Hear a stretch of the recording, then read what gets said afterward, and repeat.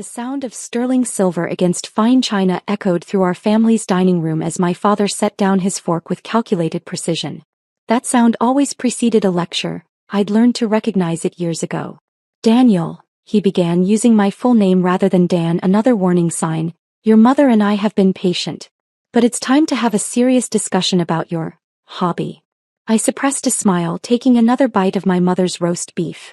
Hobby. That's what they called my technology company, the one currently finalizing a $4 billion IPO. Not that they knew that part yet. "You're 32, my father continued, glancing at my simple button-down shirt and khakis, deliberately chosen to maintain their perception of my struggling entrepreneur status.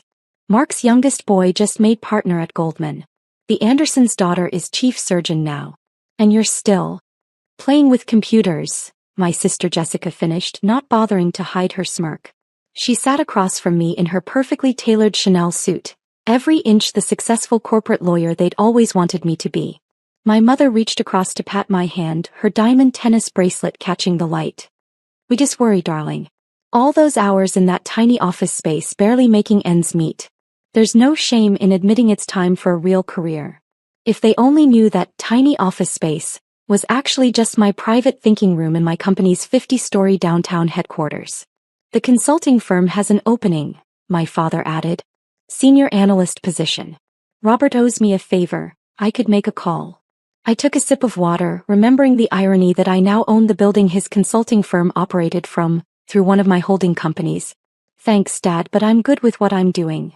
Jessica rolled her eyes. "Good? You live in that starter apartment, drive a 5-year-old Volvo, and work insane hours on some app that nobody's ever heard of." If she only knew that nobody included half the Fortune 500 companies now using my software. Or that the starter apartment was actually the smallest unit I kept in a building I owned, just to maintain appearances. "Actually," my mother brightened, "Caroline Mitchell's son is looking for a roommate in the city. Much better neighborhood than your current situation. Maybe if you shared expenses." "Caroline Mitchell's son?" I couldn't help but laugh. "The one who tried to launch 3 failed startups using Daddy's money. At least he tried something legitimate," my father cut in. "Not this secretive project you won't even explain properly." "I've explained it," I said calmly. "We develop enterprise software solutions for—" "Stop," Jessica held up her hand. "Nobody wants to hear the tech babble. The point is, you're wasting your Stanford degree on some pipe dream." My mother's iPad chimed softly, her evening news alerts. She reached for it absently, probably checking the society pages she obsessed over. "You had such promise," my father continued. "Top of your class, offers from every major tech firm. Instead you chose to hole up in that office working on this." He waved his hand dismissively. "Startup fantasy. My watch showed 7 p.m. exactly. Right on schedule. Speaking of which," Jessica leaned forward, "how are you affording rent these days? Those savings must be running pretty low. If you need a loan." "Oh my God." My mother's shriek cut through the dining room. Her iPad clattered against her water glass, screen facing up.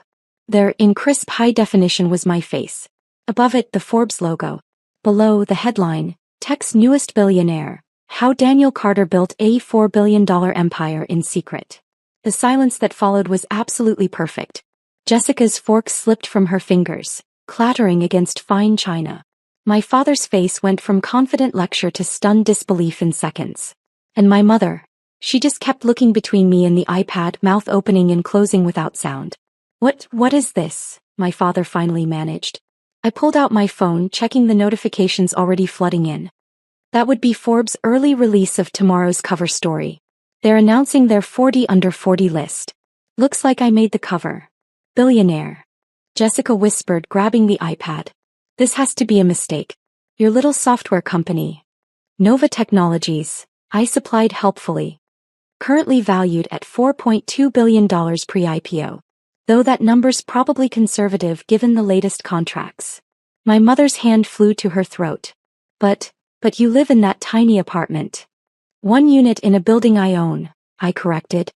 "Along with about 30 other properties across the city. Amazing what you can acquire when everyone thinks you're struggling." My father stood abruptly, his chair scraping against hardwood.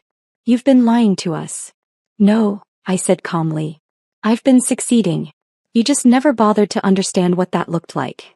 I pulled out my own tablet, bringing up the company overview that would be released to the press tomorrow.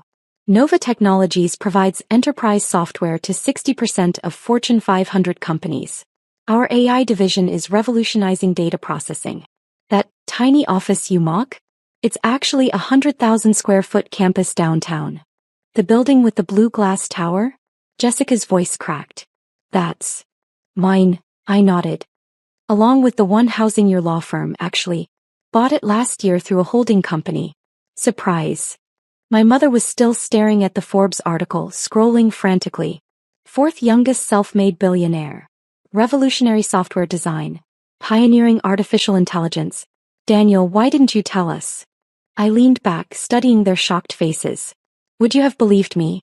Or would you have tried to control it, shape it, turn it into your version of success? My phone buzzed, messages already pouring in from relatives who'd seen the Forbes piece. Distant cousins suddenly remembering our close connection. Aunts and uncles who'd mocked my career choice now eager to reconnect.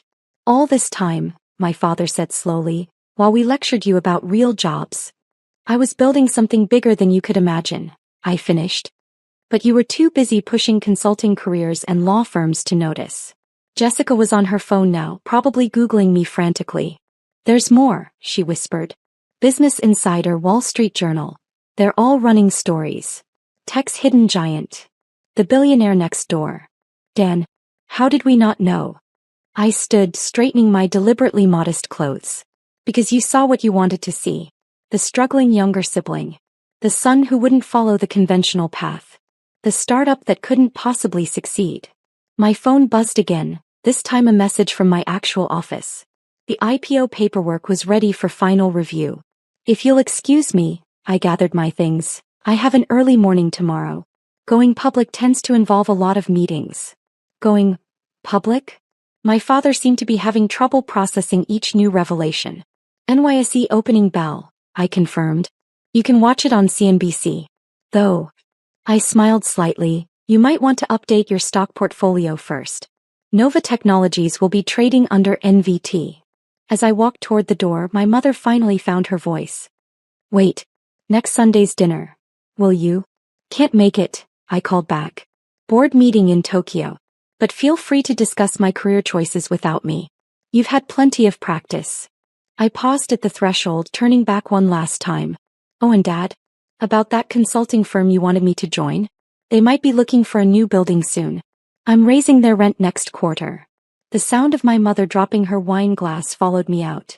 Sometimes success doesn't need to announce itself. Sometimes it just needs to wait for the perfect moment to be revealed.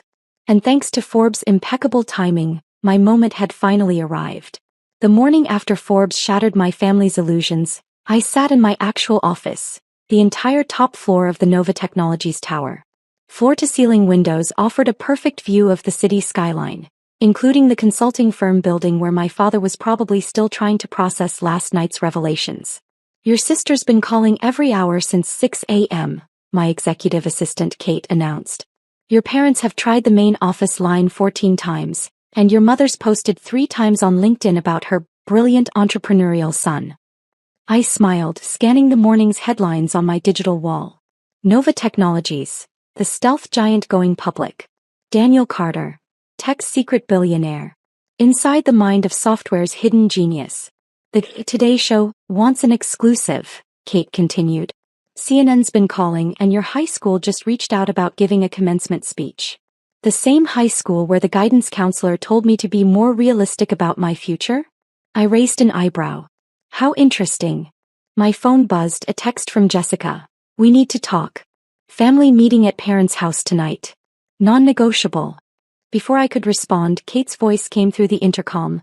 Your father's in the lobby. He's demanding to see you. I checked the security feed. There he stood in his finest suit, looking significantly less commanding than he had during last night's lecture. Send him up. And Kate? Pull up the consulting firm's lease agreement. Minutes later, my father entered my office, his confidence faltering as he took in the space. The modern design, the technology, the clear symbols of power he'd never noticed his son accumulating. Quite a view, he managed finally.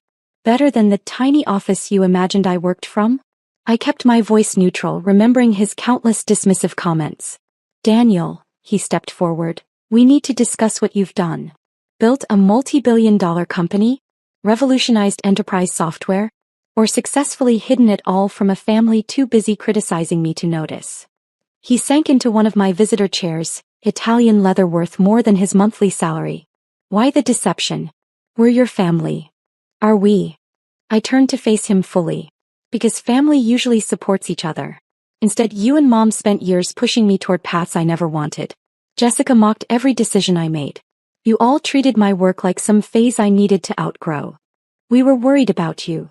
No, I corrected, you were worried about appearances. About what the country club crowd thought. About maintaining your image of success. I pulled up the consulting firm's lease on my screen. Speaking of success, let's discuss your office building. Rents increasing by 40% next quarter. His face paled. You can't. The firm can't afford that. Should have read the lease terms more carefully, I replied. Or better yet, should have paid attention when your son was building an empire right under your nose. My phone buzzed, another message from Jessica. Dad's gone to talk sense into you. Don't do anything rash. Too late, I murmured, then addressed my father. The IPO bell rings in 2 hours. I have meetings to prepare for. Kate will show you out. Daniel, please. He stood, straightening his shoulders like he used to when laying down the law during my childhood. We're trying to understand. No, you're trying to regain control, I cut in. But that power dynamic ended the moment Forbes hit publish. I'm not the son who needs your career advice anymore. I'm the CEO taking his company public at a $4 billion valuation. Kate appeared at the door. Your executive team is ready for the pre-IPO briefing, Mr. Carter.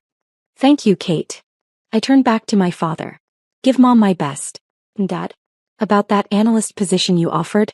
I just acquired the consulting firm that was hiring. Another subsidiary you never noticed I owned. As security escorted him out, my phone lit up with a message from my mother. Darling, I've invited the Mitchells for dinner tonight. Their son would love to discuss potential collaborations. I laughed, typing back, can't make it. Too busy being successful without the family connections you never thought I needed. Because this was just the beginning. The IPO would cement my public success. The real estate holdings would reshape downtown. And my family?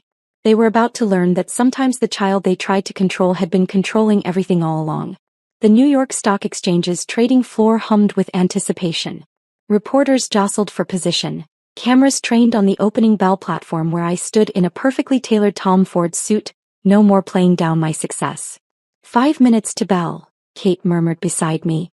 Your family just arrived. I glanced toward the visitors' gallery. There they were, my parents, Jessica, even Caroline Mitchell and her startup expert son, all dressed like they'd planned to be here all along. Mother was already networking, probably telling everyone how she'd always believed in my vision. My phone buzzed with a text from Jessica. We need to talk after this. Family dinner tonight. Non-negotiable. I smiled, typing back. Actually, it is negotiable. Board meeting in an hour. Acquiring another company. Maybe one you've heard of. The trading floor screens lit up with Nova Technologies stats. Expected opening price. $175. Projected market cap. $4.8 billion. Pre-market trading already indicated we'd blow past those estimates. Mr. Carter, a CNBC reporter approached, microphone ready. Your family must be so proud. Did they always support your entrepreneurial dreams? I caught my father's flinch in the gallery. Actually, I replied, loud enough to carry, I built this company while they told me to get a real job. Sometimes the best motivation comes from proving people wrong. Mother's perfectly maintained smile cracked slightly. Jessica's phone nearly slipped from her manicured fingers. 30 seconds, Kate announced. I stepped to the bell platform, remembering all the Sunday dinners where they'd lectured me about wasting my potential. All the family events where they'd introduced me as their still finding himself son. All the times Jessica had mocked my little computer project. 10 seconds. The screens began the countdown. In the gallery, Caroline Mitchell's son, the one my mother had suggested as a roommate to save money, was frantically Googling my company on his phone. The bell rang. Nova Technologies, NVT, opened at $225, jumped to $280 within minutes. The trading floor erupted. Somewhere in the gallery, my mother was probably calculating how to work this into her country club conversations. Mr. Carter. Reporters swarmed. How does it feel to become one of the youngest tech billionaires? Your net worth just crossed $5 billion. Any plans to slow down? Will you be moving from your modest apartment now? I smiled, adjusting my custom Patek Philippe watch, the one I'd worn under cheap shirt sleeves for years. Actually, that apartment was just for show. Like most successful people, I learned the value of letting others underestimate you. Kate appeared at my elbow. Board meeting in 20.